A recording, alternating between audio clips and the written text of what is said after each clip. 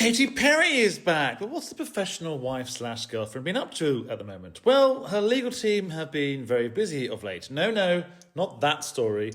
Another story. You see, Katy Perry loves her legal team so much, she's always finding them fun things to do. Like, I don't know, suing a dying man for $5 million and driving nuns to the death. Interested?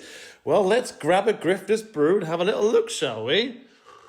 You know Katy Perry. Firework, Raw, the woman who built an empire telling the world to stand up, speak out, and never let anyone make you feel small. Well, it turns out building a $400 million personal fortune does involve making other people feel quite small. A case in point. In 2015, Katy wanted to buy a home from some elderly nuns. They didn't want to sell it to her. So Katy does what any empowered millionaire does. She sues them for 3 years, to the point where 89-year-old Sister Catherine Holtzman stood outside a courtroom and asked Perry to stop because she was hurting a lot of people. Moments later, Sister Catherine dropped dead in court. Katy Perry completes the purchase, carries on with life.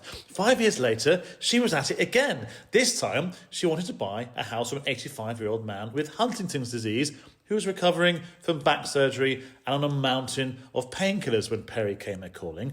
He did sign over the house, but asked to undo the deal because he was very high on pain medication. But did that stop our Katy? Did it?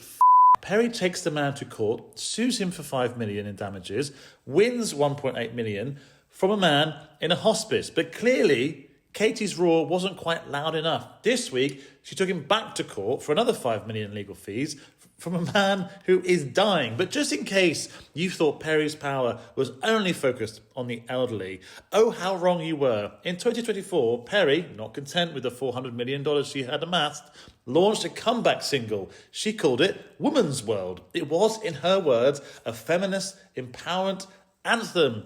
Except, no, it was produced by someone called Dr. Luke, a man, another pop star, had spent 9 years in court fighting to prove sexual assault, battery, sexual harassment, gender violence, and emotional abuse. You see, Katy Perry isn't the villain of some story about celebrity excess. She is the story about what happens when someone learns to weaponize the language of empowerment. When Raw isn't an invitation, it's a warning, and you have all been warned.